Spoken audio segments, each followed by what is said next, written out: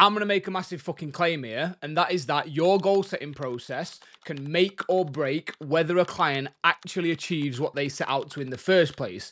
It will have a massive impact on their adherence, and it can contribute to clients staying with you for years, not months, if done well, or actively damage your retention if done badly. In this video, I'm going to share with you first and foremost where most goal setting methods go wrong. And then going to talk about why smart targets especially are shit. And then finally, I'm going to share with you what you should be doing instead. But first, if you're an online coach and you want loads of videos on things like this, goal setting, motivation, behavior change, coaching skill, adherence, as well as things like retention, keeping clients for longer, getting better results, having a bigger impact, then make sure you subscribe to the channel. Mate, over my years in personal development, I have tried every goal setting process under the fucking sun. I've tried smart targets, I've tried 90-day goals, I've tried the 12-week year stuff, I've tried the vague what's your why stuff. I have tried so much stuff, and what I've found consistently across pretty much all of them is that none of them actually are set up in a way to encourage you to follow through. I am a massive nerd for personal development. I can go into rabbit hole after rabbit hole after rabbit hole. It's the thing that I really enjoy the most. It's the thing that I've been actively pursuing for quite a long time because of my own personal circumstances, because of the heart situation that I had to go through and other stuff. It's something that I've always had at least one finger on the pulse. And everything that I talk about inside coaching, whenever I'm talking about processes, tools that I've set up, resources, frameworks, etc., they're all things that first and foremost I have guinea pigged on myself first before I even rolled them out and tried to get clients on board with them. The reason that I do that is for two reasons. First and foremost, I think if you can buy into something yourself, it makes it way easier for you to then actually roll out to your clients, for you to sell them on the idea of this is why we're going to do this thing, this is how it will help you, these are the benefits that I've seen from it, this is what I think you'll get from it too. And the second reason is so that I can actually refine things, so that I can actually see, right, what out of this specific method works well, what's not good, what doesn't work, what is completely useless. Can I take this bit and piece it together and make something myself? I want to make sure that these things actually work before I try and get other people to do them. And goal setting is one of those things. It makes up 2 of the 26 Amplifier modules. So we fully unpack it with 5 different tools, 5 different approaches to it. It's something that I think every online coach should be fully buying into, especially with the clients, but also in the personal life. I can safely say, since I started down this rabbit hole of personal development 5 years ago now, my life looks night and day different to what it used to. Not just where I am quite literally physically, my environment, stuff like that, what I'm doing, but also who I am as a person. And none of that would have been achievable without a solid goal setting process. So towards the end of the video, when I talk you through my goal setting process, just know that is exactly the one that I still use in my own life. It is the one that the body and brain clients got access to that helped them achieve incredible life-changing things too. And it's also the one that the Amplifier coaches are using as well. My philosophy when it comes to goal setting is completely different to the traditional online coach approach that I've seen anyway, which kind of starts and finishes when a client first starts with you, right? You onboard somebody, maybe you've got an application form, maybe in your first couple of conversations, you're talking about what do you want to achieve? Maybe you'll ask people why they want to achieve it, and that's where it ends. My approach does take longer and more work than just them filling in a form and you kind of paying attention to it, either in an onboarding call or a loom that you send across to them. There is a little bit more work involved, but I can tell you from experience, guaranteed, this way will get people to buy in, especially in the early days of their coaching, more than them just answering, what do you want to achieve over the next 90 days? What do you want to achieve over the next 180 days? I can promise you that now. But before we get to my approach, let's first talk about why most goal setting processes are shit. And again, just to be clear, when I'm talking about this, I'm not just plucking this stuff out of my arsehole. Like I said, I have tried more goal-setting processes in my own personal life than most people probably know exist. So all of these things are things that I've found in practice, not me just throwing opinions at you through a screen. The first issue that I find is they operate on one of two ends of the spectrum, right? They either encourage people to set these big, exciting goals, which is all well and good. We will absolutely be talking about that, but they kind of leave it there. And then all that happens is that goal actually seems unachievable. It actually seems overwhelming to the point where people then don't take action on it because they've been encouraged to think big and paint a picture of what your dream life looks like and all that sort of stuff. And then they bring it back to reality and they go, how the fuck am I meant to get from where I am right now to this thing that we've been talking about? I have no idea. It is too overwhelming. I'm just going to continue as I am. Maybe I'll stick to the things that the coach is setting me, but I can't really connect to that vision of my future because it seems too big. It seems too out of reach. It seems too unachievable. So I'm just going to continue doing what I'm doing. Maybe I'll change a little bit, but I can't really actually picture me ever being there. And it's overwhelming and it squashes it. The other end of that spectrum is goal setting processes can actually squash excitement because they're talking about things like, well, let's not set the bar too high, shall we? Let's focus on what is achievable. Let's be realistic. And it squashes excitement because actually the client isn't that excited about the goal. Of course, they're not going to have that get up and go. Of course, they're not going to have that fast start, that motivation at the beginning.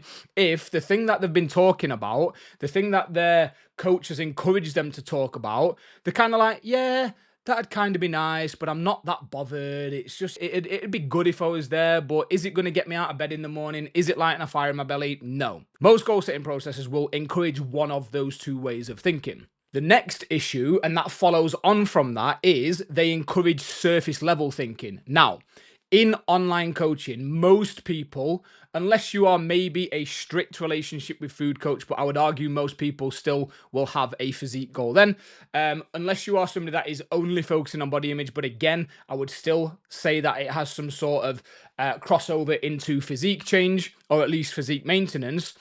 Most people that seek out an online coach will have some sort of physique change goal, whether it is weight loss, fat loss, muscle building, whatever. They are all great goals. And when I talk to online coaches about this, you can tell already they get a little bit excited because that's their wheelhouse. They love the gym. They love training. They love that side of things. They love encouraging people to eat well and look after themselves. And that's fucking sick. I am not downplaying that whatsoever. However, I would imagine, in fact, think about yourself, right? Think about if you've had a client that's come to you with a goal like, I just want to lose 10 kilograms. They'll normally say that word like that, just, okay? I just want to lose a stone. I just want to do this. I just want to do that. I just want to get in better shape for this holiday that I've got coming up. And on the surface, it's great. We go ding, ding, ding, ding, ding. I can definitely help you with that. We can get you there. We can do this. We can do that. But if their goal is just physique change, and I say just physique change because I don't like to downplay that. I went through my own process of losing 70 kilos when I first started out in this kind of world. I get that it is a big thing for people. If we can then tie that to something deeper, to something more meaningful, to get them to connect to how does your life change in other ways, in other areas, rather than it just being very surface level. But actually, most goal setting processes encourage surface level because they seem more achievable. And the metric of most goal setting processes, this is not my metric of success, by the way, the metric of most goal setting processes, this might sound a little bit backwards, is do they achieve the goal? But there's so much more to goal setting than just do they achieve the goal. The next thing is that they don't actually do anything to create leverage. Now, this is changing slightly because of a lot of the personal development world out there, because of a lot of the personal development books out there. It used to be, what's your goal? When do you want to achieve it by? Tick. Boxes ticked. Let's move on. Cool. Now you do get a little bit more of, what's your goal? When do you want to achieve it by? Why is that important to you? Why do you want to achieve that? But they're still not digging deep enough, in my opinion. They're still not doing enough to create real leverage about, okay, sick. Now, we've spoke about what you want to achieve. What do I need to extract from you in terms of knowledge? Maybe something to do with your perceptions, maybe something to do with your thoughts about that, maybe something to do with your thoughts about yourself, things like self-belief, self-efficacy, for me to connect your goal, the thing that you've given me, and turn it into something real, turn it into something that you are every single day waking up hungry to move towards. They actually don't do that. Again, they finish at that, the box is now ticked, the goal has been set, now let's move on. And the next issue, the way that I put it, is that they are all flirt, no finish. So they'll talk about goals. Maybe they do some of the other things right. Maybe they do talk about the big vision. Maybe they're talking about why they should connect to that goal. And maybe they are able to extract a little bit of leverage from that person. Are they then able to reverse engineer it to actually get that finishing side of it? It's all well and good talking about these big goals and what you want your life to look like and how things will change and all that sort of stuff. If you don't then actually do anything with that information, if you don't then reverse engineer it down into, I kind of jumping ahead a little bit here, down into different checkpoints, milestones. When are we going to revisit this? Do we need to realign that? Do we need to change something? If we're not actually reverse engineering it down, right, literally down to, for you to move closer to this needs to be done on a daily basis. And we also need to be reminding ourselves on a daily basis why I am doing these daily behaviors, these daily habits, these daily actions, and it is to move me closer to that. There's all flirting, we're talking about it, we're having a good conversation about it, no finishing. So before we start talking about why smart targets are shit, and I've picked smart targets because that's the one that I still see commonly used. Again, I have so many conversations with coaches about coaching inside the amplifier when they first start, and also not inside the amplifier through Instagram, things like that. That seems to be the common one that people still revert back to. We are going to move on to that, but first and foremost, just to make it clear, I will blitz through this. Why do we need goals? And I say we because I don't just mean your clients, I mean me, I mean you, I mean all of my clients, all of the coaches inside of the amplifier. Why do human beings need goals? First and foremost, it kind of follows on from what I've just been saying on the previous slide, is that it encourages to think big. It encourages to get out of our comfort zone, first and foremost in our heads, before we even have to do anything about that. It encourages to think, what do I want my life to be like? How do I want to be different? What do I want to experience? How do I want things to change? What do I want to move towards? Without goals and without well-set goals, we don't really get that. And if we don't really get that, and if we don't provide that for our clients, we're doing them a massive disservice. Next up, it helps in actually steering our mind and it helps us make decisions. Not having a goal, particularly in a coaching situation. I've not met many of these people, but I have quite literally had conversations with online coaches before, and I've asked about things like goal setting and what they're currently doing and is it working and how can we improve it and all that sort of stuff. I literally have had people say this to me, and this might sound a little bit alien to you, or this might actually be you. I've had people say, I don't really encourage people to set goals because it's not about the end goal, it's about the process. And I'm like, right. So how do they know if they are doing the quote unquote right things outside of you just giving them a list of behaviors that you think that they should be doing? Because the thing about goals is your daily behaviors, your daily actions will change depending on what you are trying to achieve, right? Without that destination in the sat nav, not having a goal is like getting in the car, starting driving, realizing that you don't know where you're going, you don't know which way to turn, and then looking at the sat nav and realizing that you've not put a destination in. Without that destination first, you can't make decisions on what you should be doing. Which way am I turning? Do I need to go straight over the roundabout in my daily life? Do I need to do X, Y, Z? Should I be committing to doing this? Again, referring it back to online health and fitness coaching, right? How do you know what your daily activity targets, what your daily intake should be, all of the other physiological stuff? How do you actually know if you don't have the goal in the first place? So we get a goal, we get a well-set goal. It will help in actually steering our mind and making decisions. And those decisions can be categorized in two ways: goal aligned or goal unaligned. Now, when we look at decision theory, it is way more complicated than making everything binary. But one of the things that I think we as coaches should be able to do is make things as simple as possible when we're communicating to our clients, right? So actually being able to do this and separate decisions, particularly decisions that will affect whether they move closer to the goals or move further away from the goals, is this idea of, was that a goal aligned decision? Was that a goal aligned behavior? Or was that goal unaligned? Having that really easy checkpoint that we can start to encourage our clients to check in with themselves. Is this thing that I'm about to do, or is this thing that I'm doing, or is this thing that I just did, was it goal unaligned? That's how it's going to help us steer our decisions. Next up, it forces us to do more. It forces us to push our boundaries. It forces us to stretch a little bit. But more importantly than that, it forces us to be more. It forces us to change who we are on a daily basis to move towards the thing that we really want. And when we look at behavior change, it really can be simplified into, shrunk right down into just a series of decisions that we make on a consistent basis that start to compound. We start to do those things enough, they become a little bit more second nature, a little bit more habitual. Over time, that will compound into behavior change, identity change, all of that exciting shit that we all want and that we all promise our clients. Without that goal, we will struggle to be more in relation to what we actually want to achieve, how we actually want our life to be in the future, which means that we don't know if we're making goal aligned or goal unaligned decisions, which means that it doesn't steer our brain as well as it should do, and so on and so forth.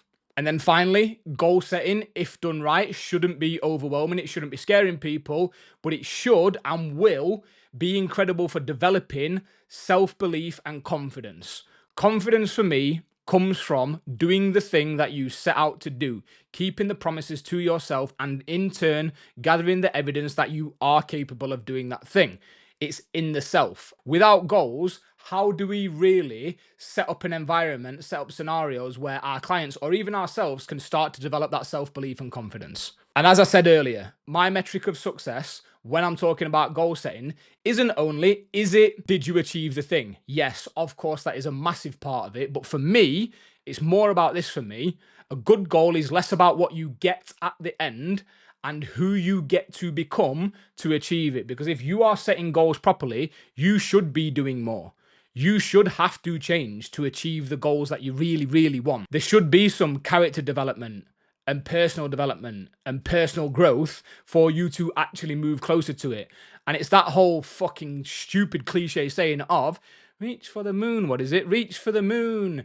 And if you miss, you'll land in the stars. Fuck, I feel sick for actually saying that. But that's the point. If you set this absolutely monumental goal and you get 90% of the way there, maybe you will be pissed off short term that you didn't achieve the thing, whatever the thing is. But you'll be pretty fucking happy and you'll be pretty far away from where you first started out in the first place. Right, I love this shit. Let's talk about why smart targets are shit. For those of you that don't know, I imagine most of you will. I did this in GCSE PE. So this is not even level 2, level 3, further education, personal development. This was GCSE PE, this idea of smart targets. The idea that a good goal or a target needs to be specific, measurable, achievable, relevant, time-bound. Specific as in, it can't be, I want to lose weight. It should be a specific thing. I want to lose X amount of weight. Measurable, there should be some sort of metric attached to it, or at least some way that we can say we did this or we didn't do this. Achievable, it needs to be realistic. It needs to be, we can't stretch too far. We can't push ourselves too far. Relevant, as in it needs to have some sort of impact on other areas of our life. It shouldn't be just something completely left field like a side quest, which I think is kind of boring. And then time bound. There needs to be a deadline. We need to have some sort of pressure. We need to know when this is going to be achieved by.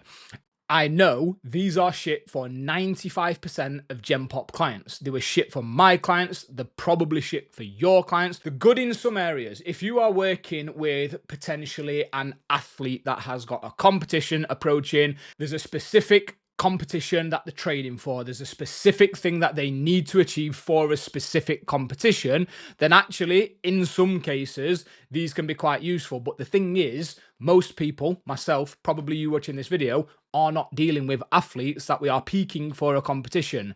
We are dealing with human beings. Specific, sound, I get it. Whatever. My main issues are with measurable, achievable, and time-bound. First and foremost, how many clients have you had coming to you that go, I just want to feel better. I really don't like who I am right now. I want to be more confident in myself. I want to be able to do this. I want to feel like this. Feelings are so powerful, so important. We should not be encouraging people to attach a metric to it. How do you measure that? Realistically, how do you measure that? So when we go back to why most goal setting methods are shit earlier, squashing excitement, encouraging people to think surface level, we get somebody that comes to us and goes, I don't like who I am right now. I'm ashamed of myself. And I say these things. These are the feelings that I felt before I started down this personal development route. I'm ashamed of who I've become. I don't like myself. I don't like what I see in the mirror. I need to feel like I enjoy being who I am. I need to feel a certain way. I need to develop more self-belief. I need to develop confidence in my actions. If somebody had then gone to me, they're not great goals because they're not measurable. Shall we put a metric on that? I'm like, you fucking what? Why would we not encourage people to want to feel a certain way? Why would we sidetrack them by going, well, that's not really measurable, so that doesn't make a great goal? We wouldn't. Hopefully you wouldn't. I know this is fairly obvious, but I really do need to pay attention to this. The next thing, achievable. I would argue that if your goal already feels within reach and you aren't already doing what you should be doing to move closer to that goal, it's probably not that exciting for you. Like I mentioned right at the start of the video, the either squash excitement or the too overwhelming. I actually think we should be erring towards the side of too big, too scary, too overwhelming, because the follow-up part of goal setting, we will then actually make it feel more achievable. By the way that reverse engineer it and pull the plans out and tie things together will make it feel more achievable later. I actually think we should be fucking off achievable goals and figuring out what we really want. Obviously, it needs to be realistic. I can't have a goal of, I'm going to press pause on this recording, open my office window, sprout wings and fly. That's a ridiculous idea. But do I want an achievable goal? Have I got a goal of having a room full of 500 online coaches and delivering a 2-day event for them? I absolutely do have that goal. That is one of my long-term goals. Have I got any idea how I'm going to achieve that? Not a fucking clue. Does that seem possible right now? Put a gun to my head right now and go, how are you going to do that? I'll be like, I'm not sure, but I'll figure it out later on, okay? It's something that we're working towards in the distant future. And then this idea of time bound, we talk about, particularly when we talk about retention, where like, my clients keep leaving after 3 months. What was your goal setting process like? Well, we did some 90-day goals. Sound.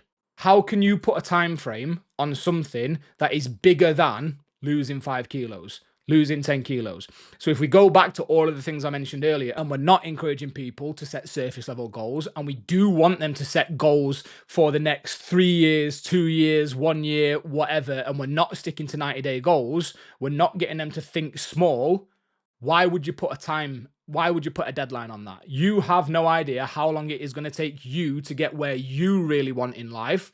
You probably wouldn't be able to give me a time frame, a deadline, a date of how long realistically it is going to take you to get where you want to in life. So why would we do the same for clients? Why would we encourage them to put a time frame, a deadline on where they really want to get in life? Because life happens, circumstances change, people get ill, people go on holiday. It's never as easy as, oh, thanks for signing up. We're going to set some 90-day goals. These are what they need to be. No. No. I know that you want to feel a certain way. I know that you really don't like who you are right now, but let's be a little bit more realistic. What's an achievable goal for you in the next 90 days? Straight away, we're starting to beat their excitement out of them. So, smart targets are shit. Let's move on.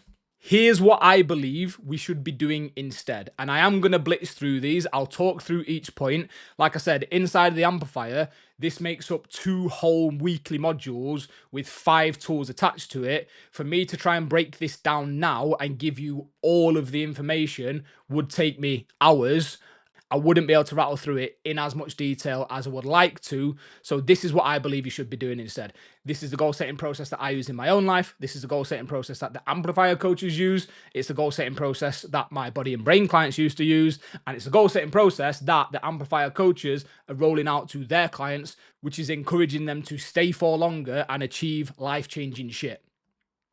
First and foremost, you need to start with a big, exciting, long-term vision. I use a 3-year vision in my own life. I think 5 years is too long. I think 1 year is not long enough. In Body and Brain, I used a 1-year vision. The first thing that I would be doing is getting people to sit down. I'd be giving them some prompts, getting them to answer questions of, what do you want your life to look like in 1 year's time? Tell me exactly what that looks like. Where are you? Who are you spending time with? How do you look? How do you feel? What have you done in the last year? and get them to really get excited about that thing, so that when they finish the task, this is a 15 to 20 minute task that I would do with people. When they finish that, I get them to read through it and I go, how does that sound? And they're like, yeah, fucking sick. I am fucking buzzing. I want to achieve that. I want my life to look like that in 1 year's time. And like I said, when I do it for myself, it's 3 years. When I do it for the Amplifier coaches, they do 3 years as well. They're used to thinking a little bit bigger as it is. So that's why we do it that way. We don't just then end there though, because obviously, like I've said, that could be overwhelming as fuck. If you've painted this picture of what you want your life to look like in 1 year or 3 years and leave it there, you have no idea of how you're going to move closer to it. So the next step is we then extract goals from that vision. They've written it out, A4, pen and paper style. They might have got, when I last did this task, okay, set a half an hour timer, I had the prompts, I filled 8 A4 pages of pen and paper. Not typing, nothing like that. I like pen and paper for stuff like this. My wrist was fucking killing at the end, but I got 8 pages. Then what I did is read through it and extracted goals from that. So for this vision to be real, what goals can I pull out of this? Is there something to do with, in my last one, which I'm sat in the house now, which is kind of cool. In the last time I did this, there was buy my first home in there. There was all sorts in there about business, impacting people, running an event. So then what I did is I picked through that entire thing and pulled the goals out and just bullet pointed these goals. If I've achieved A, B, C, X, Y, Z, 1, 2, 3, and so forth in 3 years' time, that would actually mean all the rest of the stuff that I've put about what my life looks like and how I feel, etc., would have to be true. From that point, I would then reverse engineer those things. Now, if I came out with a list of 30 goals, which I don't think is unheard of, am I going to focus on all 30 at the same time? No.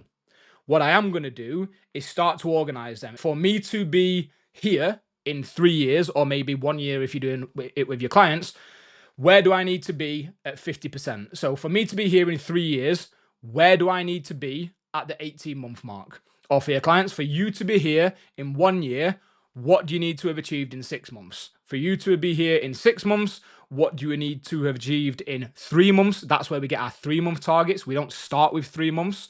We go big, scary, exciting. Look how fucking cool your life would be if you achieve this stuff, and then work backwards. So 1 year into 6 months, 6 months into 3 months into 6 weeks. That's how I would do it.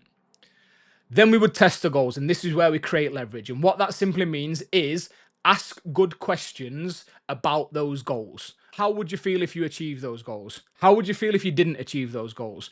Who else benefits if you achieve those goals? Who else suffers if you don't achieve those goals? What obstacles may you face? Are they something that you can do something about? Yeah, I have a ton of these questions that actually create leverage I spoke about earlier and get your clients to think deeper and connect to the goals that they've extracted from the vision. After that, once I've tested the goals and I've gone, yep, these really do mean something to me, I'm really connected to these, I would then identify the relevant actions that would actually take me closer to that thing. So this is where we go. For you to be here in 6 weeks, what needs to have happened in the next week? For you to be here in 1 week, what do you need to be doing on a daily basis?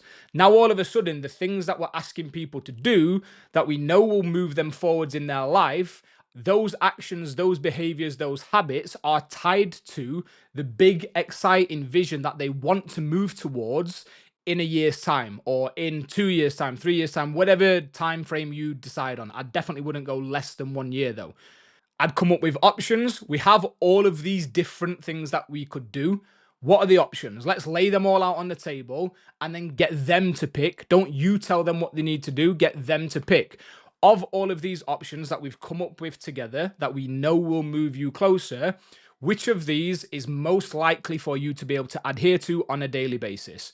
Which seems most realistic given your current setup, given your current circumstances? And then finally, I would create awareness around how consistently they are applying and taking part in the actions and behaviors that they picked that we know will move them closer to their goals. Whether that is inside a coaching app, whether that is using some sort of tool, tick list, whatever, but some sort of visual representation of, am I doing the things on a daily basis that I know will move me closer to that 6-week checkpoint, which means I'm on track for my 3-month targets, which means I'm on track for my 6-month halfway point, which means I'm on track to achieve what I wanted to in the first year. Now, hopefully, I don't have to spell it out to you how this will impact adherence and how this will impact retention.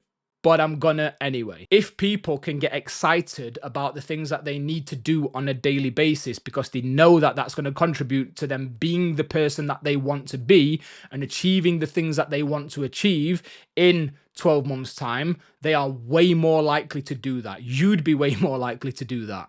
If we can get people to set big, exciting 12-month goals, 12-month visions, and reverse engineer everything on a daily basis and help them manage their way to that, at the point of them getting to that 6-week checkpoint, if the support has been right, if the service has been right, if the coaching has been right, they are way more likely to have bought into you and trust you. Rather than setting arbitrary 90-day goals, we're literally getting them to reverse engineer things. You've just got to support them. You've just got to manage them through that. Do you think at that point they are more likely or less likely to stay with you for 12 months and beyond? If they've set this big, exciting vision that they want their life to look like, and you are proving on a daily, weekly basis, you're reviewing after 6 weeks, and they can see, oh shit, I'm actually moving closer to that. Do you think they have more trust or less trust in you? Do they think they buy into you more or less? All you've got to do is get them to that point. Then already we're starting to precede the idea of, look what you've done in 6 weeks.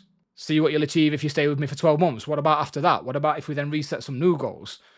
I promise you, this was one of the things in my business that contributed to my retention being so high, to people staying in the service and engaged in the service, which was the thing that gave me the results that I got, which allowed me to build my business rather than just replacing clients because they're setting surface level shit, I want to lose 10 kilo goals, full stop. And me going, yeah, sound, that's cool. Let's get on with it. So like I said earlier, is this more work? Yes, absolutely it is. Will it increase your adherence in your clients? Yes, absolutely it will. Will it increase how long they stay with you? Yes, absolutely it will, provided that you are committing to the work and showing them what is possible on day one of them being with you. The first thing that you will likely do with your client after they have become a client is set goals. So we should be putting a lot of attention and effort into it. And that's everything for this video. If you have found this useful, make sure you give it a like, make sure you subscribe to the channel. And if you have any questions about the process whatsoever, make sure you ask them below in the comments and I will promise to get back to you.